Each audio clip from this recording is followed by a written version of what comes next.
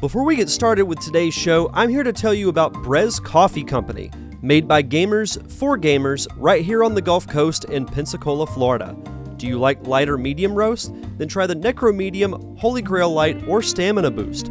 Or if you're like me and prefer darker roast, try the Critical Dark or the Coup Slayer Mocha Roast. But what if you can't pick just one? Then try one of their specialty sample packs, perfect for an all-night gaming, or in the case of my fellow filmmakers, an all-night editing session. Forget about all the crappy coffee you've been buying at the grocery store and head on over to brezcoffeeco.com. Use the promo code DDE at checkout to get 10% off your order. Have you ever thought to yourself after listening to this podcast, why didn't Derek ask this question? Or why didn't he ask that question? I know I certainly have. Well, you get the chance to do that if you sign up for my Patreon at patreon.com/DDiamondPodcast. You get the chance to ask guests of the show a question. If you're a fan of the top 5 list, you get the chance to vote on what the topic will be. You also get early access to episodes, accessibility to my film scripts, and so much more. And you can do so by heading over to patreon.com/DDiamondPodcast. And we want to thank our Patreon, Tim Spivey. Thank you so much for your continued contributions to the podcast. And now, on with the show.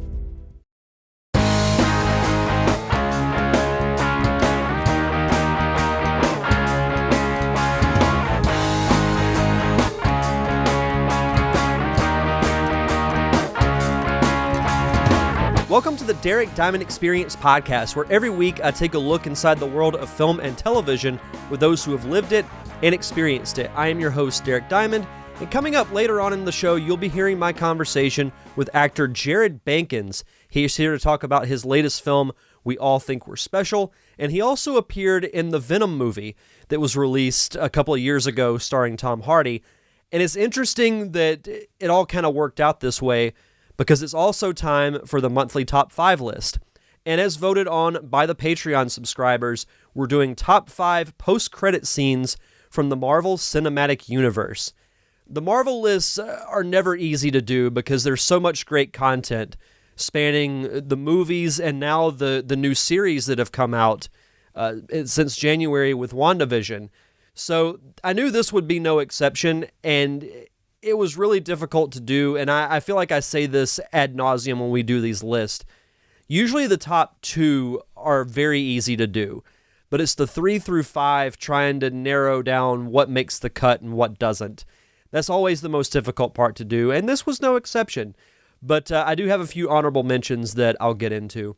But I thought it was actually a cool story as to how these post-credit scenes came into being. And that's because when Kevin Feige was younger, he saw Ferris Bueller's Day Off. And that has one of the most famous post-credit scenes in movie history when Ferris Bueller breaks the fourth wall and he's like, "You're still here? The movie's over. Go, get out of here." And he also wanted to do it as a way for fans to sit through the credits and acknowledge everyone who worked on the film, because you sit through credits, you see so many people who worked on so many different projects, and it takes a village to make a short film, but I think it takes a whole city or even what seems like a country to make a feature film, especially ones on the level of a Marvel movie. So I love the post-credit scenes. I think they're nice little, even if they're not promoting future films, which the earlier MCU films, their post-credit scenes would set up future installments in the franchise. But now Marvel's gotten a little more creative with it, and some really have nothing to do with the story at all. They're just funny little Easter eggs for the fans, and I personally love them. So I had a blast doing this list, and we're going to dive right in. I've got 2 honorable mentions, and for those who might be watching the show for the first time and you're curious as to how the top 5 list works, I'll read off my list, and then I'll read the list of everyone who submitted theirs through Facebook. I post a thread once a month saying what the top 5 list is going to be. Comment on it, on your top 5 list, and I'll read them on the show. So diving into the honorable mentions, and these were really tough because I really like both of these, but they just missed the cut, in my opinion. And that's not a knock on them because I think both scenes are great. From Avengers Age of Ultron, when Thanos puts on the gauntlet and says, "Fine, I'll do it myself." You knew when that moment happened that sooner or later things were going to hit the fan, if you know what I mean. This was one of the multi-post-credit scenes from Guardians of the Galaxy Volume 2. Stan Lee's character talking to the Watchers, talking about all the adventures he's been on.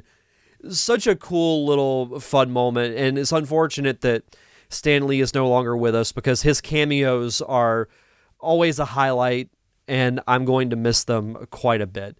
So seeing him talk with the Watchers, talking about, "Oh, well, I did this and I did that," it was really cool. It was one of those that was just a fun little Easter egg for the fans. My number 5, and this is a lot of people's, it's in their top 5 list, and some it's their favorite.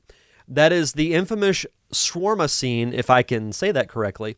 The infamous shawarma scene from the Avengers. There's a mid-credit scene and a post-credit scene in this movie. The post-credit scene is just one shot of all the Avengers at this shawarma place trying it out. And you see the workers cleaning up all the debris from the battle that happens earlier in the movie. A cool little fun moment that I think is hilarious. There's no dialogue spoken. It's just all the Avengers sitting around a table trying out shawarma. I still to this day haven't tried it myself, even though there's a shawarma place that's right down the road from where I live. My number 4, this is one of my favorite, simply funny moments that happen in the post-credit scenes. Captain America's PSA on patience from Spider-Man Homecoming. Throughout Homecoming, you see these videos that Captain America had pre-recorded way back in the day, giving out different lessons on things. And at the end of the movie, he comes back and talks about patience, and essentially revealing that the audience waited for no reason. I thought it was hilarious. I know some people were upset that they waited all that time for nothing, but also that's why they do mid-credit scenes too. I thought it was hilarious personally. But that's my number 3. That's my number 4 actually. My number 3 is from Guardians of the Galaxy, the reveal of Howard the Duck. And Howard the Duck is a polarizing character in the Marvel Universe, one that I didn't know we would ever see on screen. I know there was the live-action movie starring Leah Thompson back in the day, but this was a cool little moment. And again, this was one that upset some people because they were like, "Oh, what was the point of that? I hated that scene." I thought it was funny. I thought it was, again, a cool little Easter egg for the diehard Marvel fans. And essentially what happens is Cosmo the dog starts licking the Collector's face, and Howard the Duck says that it's gross. It's a simple little moment, but I really enjoyed it. My number 2, this was really tough. These are practically 1A and 1B for me, but I listed this as number 2, mostly for the significance of my number 1. But my number 2, Spider-Man Far From Home, the return of J.K. Simmons as J. Jonah Jameson. If we were to do a list of the best cast characters in all of comic book films, J.K. Simmons would be on my list as J. Jonah Jameson. I remember watching the original Spider-Man movie back when it came out in 2002. Seeing him on screen for the first time, it literally felt like the character from the cartoon series and the comic books jumped out of the TV or the pages and landed on film in live action. That's how good his portrayal was. And they never went to anyone else when Andrew Garfield took over as Spider-Man. So when this happened, I remember going opening weekend to see this movie, and I gasped out loud when that happened because I just could not believe that they brought him back. It's a little bit of a different take on the character, but one that I hope we get to see again in No Way Home coming up at the end of the year. And I personally think we will. But just the moment that I heard his voice and saw him on screen made me geek out. I absolutely loved it. One of the best surprises that Marvel has done with their film franchise. But number 1 has to be from Iron Man, Nick Fury's debut, talking with Tony Stark about the Avenger Initiative. It set up the MCU, and it was essentially a reveal that, you know, the Iron Man movie was the start of something bigger. I don't know if anyone knew how big it was going to become, but it was still such a cool moment. And I remember specifically going to see this movie opening night, and this was back in the days of message boards. IMDb still had their message boards. They may still, I don't know, but I know back then they did. And I had this spoiled for me before we went and saw the movie. So I was a little upset about that, but at the same time, I was glad that I knew, because the group of friends that I went with, they all wanted to leave immediately after the movie was over. But I talked them into staying, and about halfway through the credits, they're asking me, like, what's going to happen? What is it? And I'm like, I'm not going to tell you. You have to see it for yourself. And sure enough, they were happy that we stuck around, looking back on it. So I always like to kid them about that story. But that is my top 5 list for MCU post-credit scenes. Now let's dive into everyone else's. First up, we have Patreon subscriber Tim Spivey, who's he is the reason why this list is happening. This was his suggestion, so thank you to Tim for that.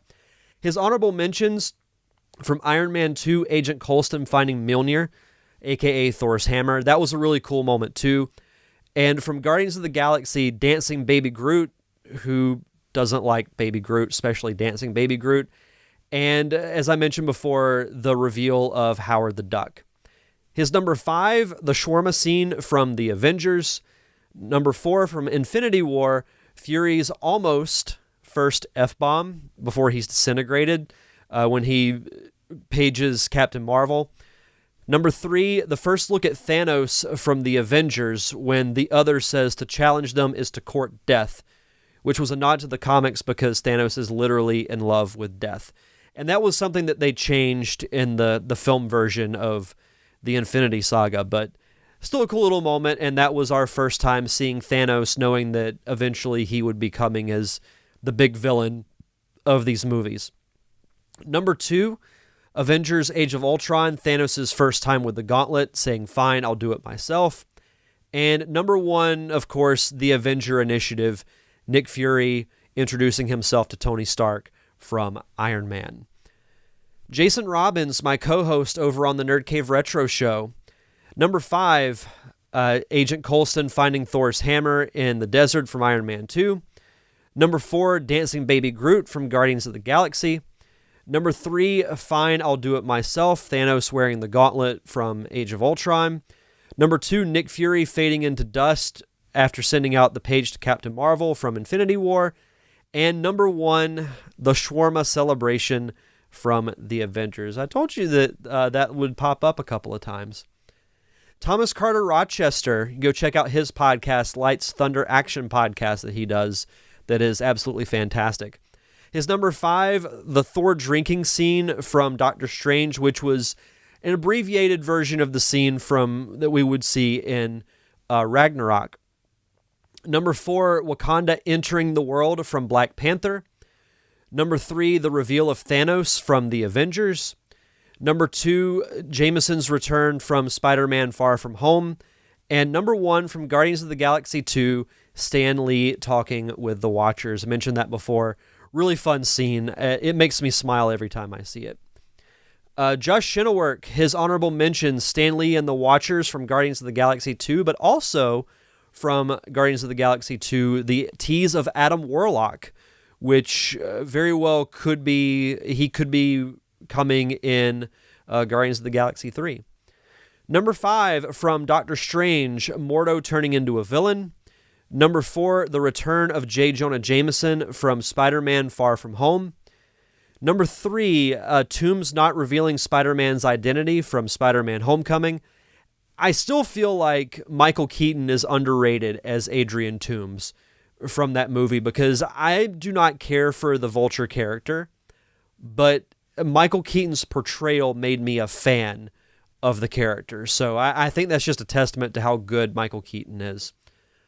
Number 2, from Far From Home, Nick Fury and Maria Hill being revealed as Skrulls. And number 1, Thanos putting on the Infinity Gauntlet for the first time in Avengers Age of Ultron. Jacob Craig, number 5, the Howard the Duck scene from Guardians of the Galaxy. Number 4, I'm surprised this one hasn't been mentioned yet. From Winter Soldier, Quicksilver and Scarlet Witch's debut, them being revealed for the first time as post-credit scene for that. Jameson's return in Spider-Man Far From Home, Thanos smiling from the Avengers, and of course, number 1, from Iron Man, the Avengers Initiative conversation with Nick Fury and Tony Stark. Julio Diaz, his honorable mentions, Captain America PSA from Homecoming, the shawarma scene from Avengers. His number 5 is actually a tie. Both post-credit scenes from Spider-Man Far From Home, Jameson revealing Spider-Man's identity, and the reveal of Nick Fury and Maria Hill being Skrulls.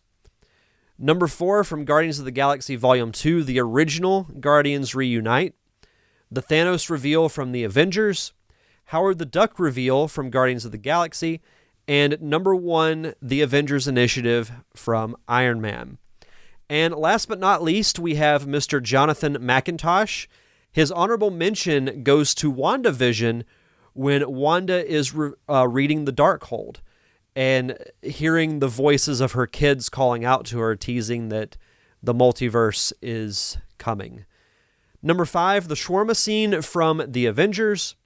Number 4, the therapy scene with Bruce Banner from Iron Man 3. For those who may not know what that is, this movie starts with Tony Stark telling a story. And then as the credits are rolling, you hear his voice, and we cut to him essentially in like a therapy chair with sitting next to Bruce Banner, but Bruce has fallen asleep through the whole thing, so he missed the entire story. Number 3, the Captain America Patience PSA from Spider-Man Homecoming. Number 2, Dancing Baby Groot from Guardians of the Galaxy. And of course, number 1, the introduction of Nick Fury and the Avenger Initiative from Iron Man. So, a lot of good lists this month. I can't wait to see what is picked next.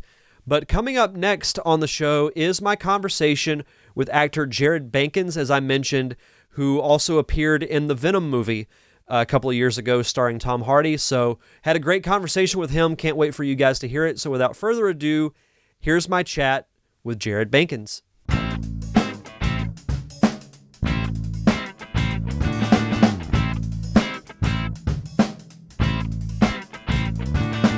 Welcome back to the Derek Diamond Experience podcast, and this week it's my pleasure to welcome actor Jared Bankens to the show. Jared, how are you, sir? I'm good. How are you? Doing good. We were talking before we started. You know, we're both located in the South currently, so we're feeling the full effect of. And it's not even summer yet, but it feels like it already is. Oh my God, it's bad. And it was a quick change too. You know, I feel like in early May, it wasn't that bad, but after it crossed the halfway point, and it was just like you walk out one day and you're just like, well, the humidity's back. Thank God. Oh, I missed it. Yeah, it's it's rough. It's rough right now, but we deal with it. And we were comparing like, you know, the winter in the north to the heat in the south, and it's kind of the same thing. You walk outside and it's almost like a suffocating type of feel. Yep, just takes it right out of you. For sure. You don't want to do anything but take a nap. Exactly. You're just like, you walk outside and you're like, nope, and walk right back inside. Not today. Yeah. So I wanted to, first of all, thank you for taking the time to chat with me on the show. And before we dive into some of your specific projects, I did want to get a little bit of backstory. What was it that initially made you want to become an actor? Oh man. Well, I had a really weird sort of hyper religious and other kind of darker stuff type of childhood. So the thing that I always liked doing that would get any kind of attention was laughter. So I would not really make fun. That's not a nice way to say it. So I would do a lot of impressions of people that either worked with my dad or family friends of my parents. And they always liked that. And then I watched this show. I think it was when Biography Channel was like a thing long time ago, way back in the 90s. And and they had one on Lon Chaney Sr. And I was like, oh, that's pretty rad. And so then I got into wanting to be a magician, and then I got back into movies after watching this other show called Movie Magic that used to be on Discovery Channel too. And so I knew I wanted to do something with entertainment in general, but I didn't really start professionally doing it. I would say 2013, 2014. And then I was like, oh, I like this. This is cool. And then it started getting more and more work. And it was like, oh, cool. I really enjoy this. And that's sort of how it happened. Yeah, most people I talk to that work in the entertainment industry, there's always that certain thing that makes them dive into it. And then once you do it, you don't want to do anything else. Because I tell Oh, people, no. because I've worked on some sets as well, and it's really like a drug in a way where it's just like it's a lot of work, but there's nothing quite like it. No. If you're a fan and that's what you want to do as a career, nothing else can replicate that feeling. Exactly. I mean, it really is, especially when I mean, man, like the last year's been really, oof. And that's been like that for everyone, but it's definitely like that. Geez. This is the longest, not just myself, but a lot of other people have gone without work. This is awful. This is terrible. And then when you get back on it, it's like, oh God, thank you. So what were you on a project when COVID really struck? I had just wrapped something, and then we had Mardi Gras. It was the last weekend before Fat Tuesday, and this would have been, I think it would have been my wife's second or third Mardi Gras.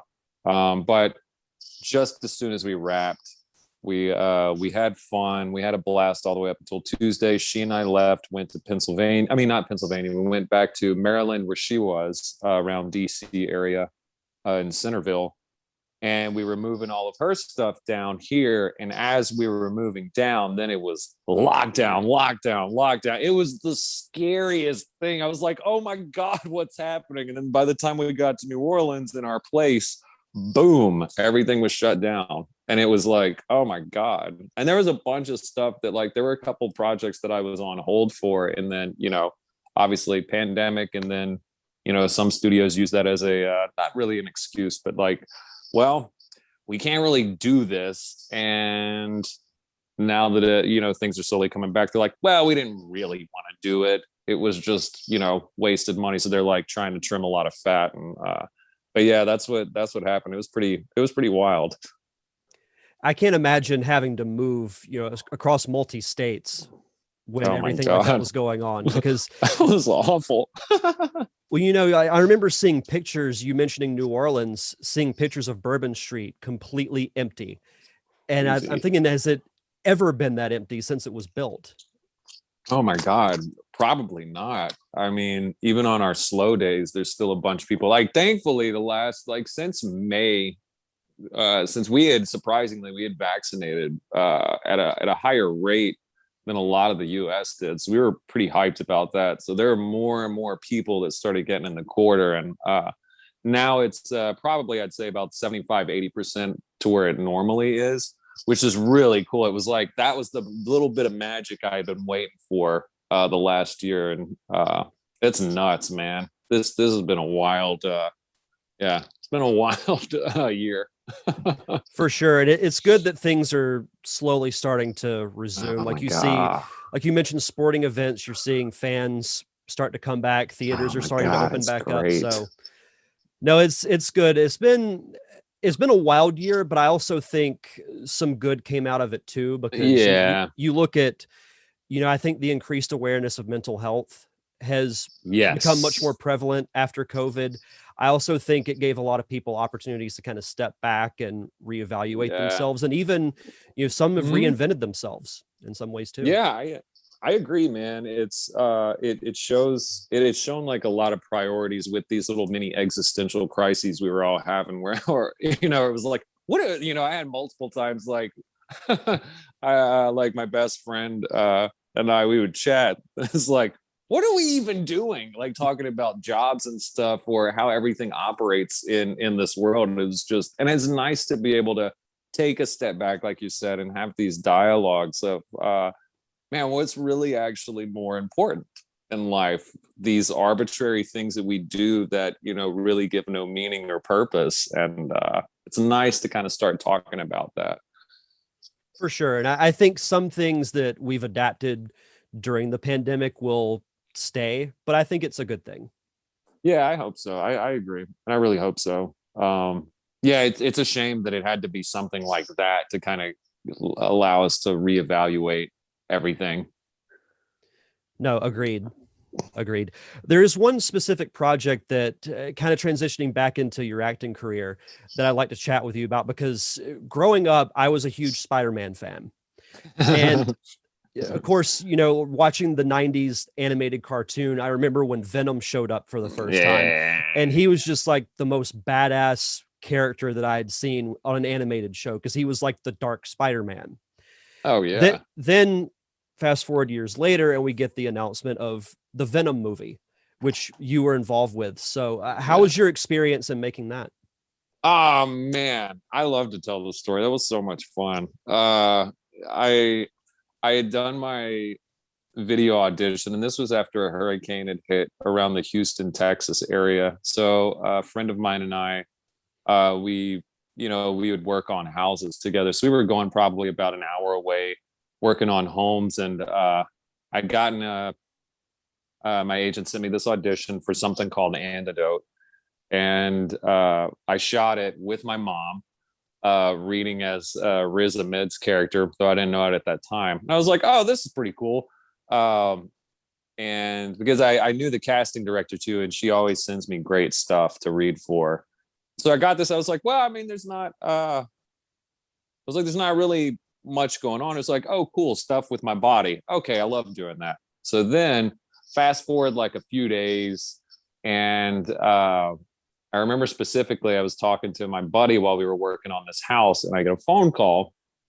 I think we were laying down. We were doing some bricklaying work. So I get a call that I got a call back, and I had to be in Atlanta. And Atlanta, from where I was living at the time, another part of Louisiana, was a 9-hour drive, 10-hour drive. So, it was Friday, Saturday morning was my callback. So Friday night, jumped in my car, and drove. And then by the time it was like 9 or 10 a.m., roughly around the time I was supposed to be there, I show up. I am just completely exhausted. I could fall asleep at any moment. And so casting director calls me in. And then the director explains to me what it is. I was like, oh, this is rad as shit. Those were my actual words. And I told her, I was like, dude, I'm so sorry. And he was really, really cool dude. But yeah, in the callback, I did one take. He absolutely loved it. And then I booked it a few days later. And then when we were shooting, I just, I thought it was fun because I was there like 3 days and just got to hang out in this really nice hotel in Atlanta. And I got to hang out with, Riz Ahmed for like all day while we were shooting. He was such a cool dude. Really for me, it was just like play, because that kind of stuff is just fun to me. Doing like contortion and all of that and being like, oh, this guy looks like he's in a lot of pain and despair. Like, yeah, man, that's fun. So, yeah, it was the largest set I had been on at that. Well, large in the way, like it was just built, like they built the entire set, because I had never been on anything like that. Like usually, like most television and movies are done on location now rather than, building the whole sets. So I had never seen anything like that. So you could tell this was my first time. Is when I walked in, when the PA was bringing me up, I was like, oh my God, this is so fucking cool. And I was like a little kid. But yeah, the director just let me, he just let me do whatever I wanted to do. I didn't get any choreography, nothing. And Riz and I just played off of each other.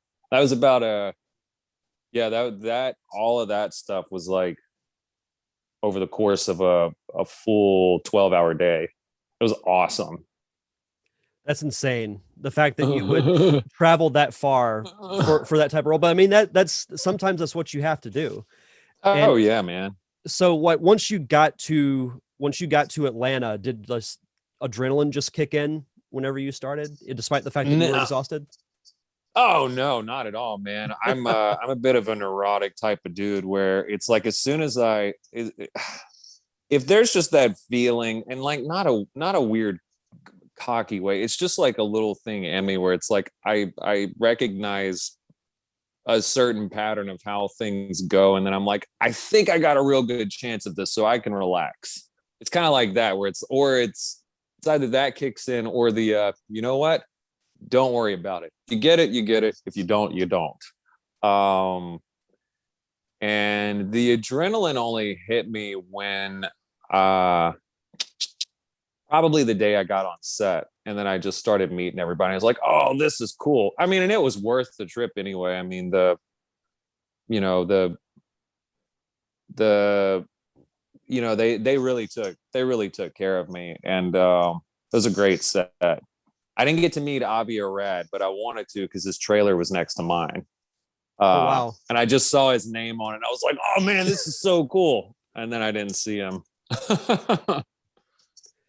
No, all good. But no, and I think that movie gets kind of an unfair rap. Like it has some fun moments, and I'm curious to see what they do, with the second one coming out later this year. So, and Mhm. it was cool seeing that character being brought to life.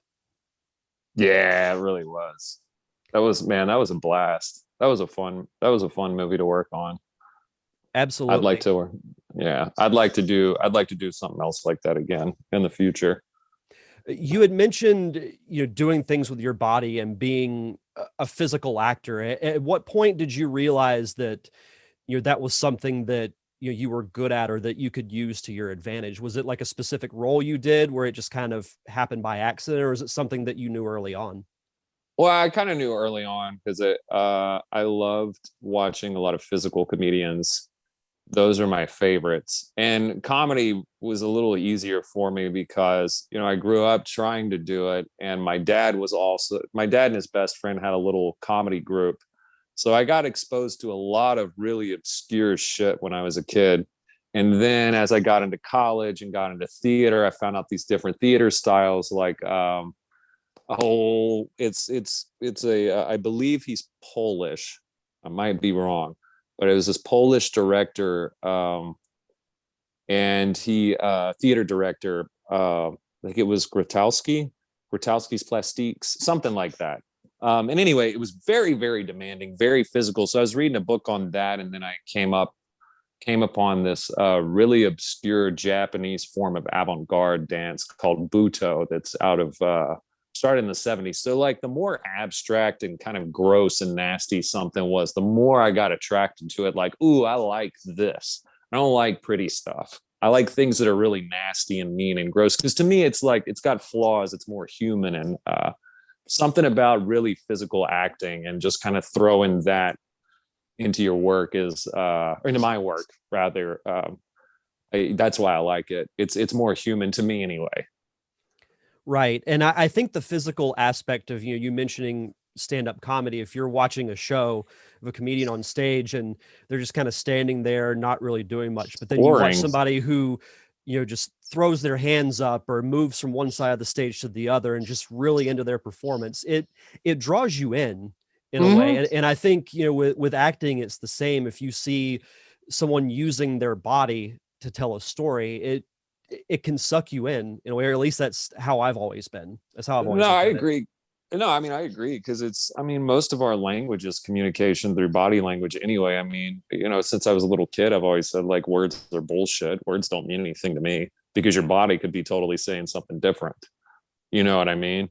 And that's how I translated it anyway, at least like with the type of performance I want to do. And then I was like, well, maybe I could kind of throw this into film work as well, more subtle, because I don't know, just that's what I like. And really I do this because I like it. And I'm like, well, what do I want to see? And so I try to do that. We even look back at the early days of film before audio was a thing. There weren't any words in movies. It was Nope. told through body language. Absolutely. So, no, you're absolutely right. But as we kind of start to wrap up here, I did want to ask you about your latest film, We All Think We're Special. How did you become attached to that, and how was your experience making it? Well, I had gotten attached because a friend of mine, uh, he and the director are really good friends. And my friend is he's the other actor in the movie, Will McGovern. And he and I met on set long time ago, really hit it off well. I say a long time ago, just 2014. We met a while back, and then it took about a few years. And this director and another friend of ours wrote the script, and Will was like, I know the guy for this. And that was right around the time I think like Venom had just come out, and then I was, oh geez, I had already been working really well. And it was like in between when Venom came out and then before I started working on Looking for Alaska. And he kind of he was like, hey, here's a script, you want to meet up? So we met up for some drinks and talked about it. And I was like, yeah, dude, I'll absolutely, I'd love to do it. And I mean, it was like that. And he pretty much let me run with it, which is, I always like that. If you let me play, and then we can, if you let me play and then we can meet somewhere in the middle between what you want and then what I would like to do, that's always best for me. For sure. And as someone I've directed one short film, but working with a cast and seeing them kind of put their own twist on the characters in a way can be really rewarding in a way, because I think I'm sure. it shows that the actor is committed to the role, and plus they're playing it so they can sometimes see what a writer or a director can't. Mm-hmm. Yep, I agree. And then it's like, sometimes if I go too wild, I always need somebody to kind of, hey, I like that. Mm-hmm. Maybe if you just, and Kirby is so great at doing that, where we got synced up pretty early where he didn't have to tell me much, because I'm always like, less words. Do you want it faster, slower, bigger, smaller? Whatever. That's just how because it's kind of like you have a dog, like a wild animal on a chain. That's how I feel internally. And it's like, okay, let me make something. And it's like, okay, just kind of reel it in, point me in the direction where you want me to go. And he's really good at that. And especially for someone who hasn't done, I've worked with quite a few directors who, they've had years and years and years and years of experience. And particularly for someone who hadn't had too much experience, I was not just surprised, but I was pleasantly surprised, but really excited about it, that he was able to do that. Well, and that's what's great about working in film and TV is the collaboration.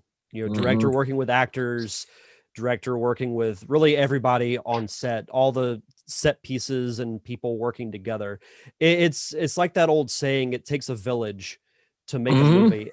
But it's so great because you have people from different parts of the world that might have different beliefs, different viewpoints on things, but they all come together to make this one common goal happen. And it's, to me, every film is a miracle in its own way. Oh, absolutely. Oh God, yes. The fact, if you get it done and then you get it out there and people see it, then you win. That's how I see it. If you get people to watch it and you get if you get responses, I think you win. So you can't be too hard. We're already too hard on ourselves. And if you create something and then there's an interest in seeing it, then it's like, well, you've already won. Yeah, then that's a success. That's how I see it anyway. A lot of people don't. We're driven pretty hard by, finances in this country, but and generally a lot of the world now. But I find success in, if you have an audience and you have people that are interested in your work and you're able to create something, especially if it resonates, then you're a success in my book. For sure. That's actually a great segue into my next question is what's one piece of advice that you have for an aspiring actor? Man, find what you're good at, like your niche that is a market you can corner. I have made a good living being able to corner either, though I'm trying to think of the best way to say it, someone who's not really smart. Unintelligent. There we go. So unintelligent people, or sort of those that are on the fringes of society. Like you can corner that specific type of market as a character actor, which is what I predominantly am. And then you can get consistent work in that. Like you just harness that, and then you can start to find others that want to collaborate and do things that interest you that are outside of that. But find what you're good at and try to be the best at that. Try to be your best at it rather than the best, because then it puts too much pressure. If you're like, I'm gonna be the best, like, well, I mean, it's art, dude. Chill the fuck out. Sorry. It's art. No, you're right. No, you're absolutely right. And last question, do you have any website or social media you'd like to plug so the listeners can follow you? You can follow me on Instagram. That's the one I use the most. It's all lowercase. It is Mr. MR underscore and then Bankens, Bankens. Fantastic. Well, sir, thank you so much for taking the time to do this interview. It was great. That was nice, man. Thank you so much for having me. Thanks again to Jared Bankens for coming on the show for that awesome conversation. Be sure to follow him on social media to find out what he'll be up to next. And also thank you to everyone who sent in your top 5 list for top 5 post-credit scenes from the Marvel Cinematic Universe. For next week's show, I'm going to try something a little different. And it's actually an idea that I've wanted to try for a while, because next week is essentially 4th of July week. It's weird having 4th of July on a Sunday this year, but I do also have a homestand that I have to work with the Blue Wahoos, so it's going to be really busy and a little difficult to pull off a traditional show. But what I've been wanting to try, I've noticed a lot of other podcasts have been doing this, that have been doing watch-alongs of episodes of shows, movies, wherever the case may be. And this is also a new benefit to being a part of my Patreon page, is that once a month I'll be doing a watch-along with a friend or a couple of people. Will get together and watch something. And if you're a Patreon subscriber, you get early access to it a month in advance. And you also get to vote on what the show or movie will be that we watch. So I'm going to do a little bit of a trial run for next week. And I'm going to watch The Parker Syndrome, my first short that I ever directed, which is currently on YouTube. So you can think of it as a watch-along / director's commentary that I'm going to be doing. And I think it'll be fun. I'm curious to try it out, and then we'll see what happens from there. So that'll be out on next week's show. But until then, you can check out past episodes of the show on Apple Podcast, Stitcher, Spotify, anywhere you get your podcast. Just search for The Derek Diamond Experience. If you want to follow me on social media, I'm on Facebook, Twitter, and Instagram at DDiamondPodcast. I'm also on Patreon at patreon.com/DDiamondPodcast. Thank you, as always, to my close friends, the Unicorn Wranglers, for providing the theme music for the podcast. You can check out all their music on Apple Music, Google Play, and Spotify.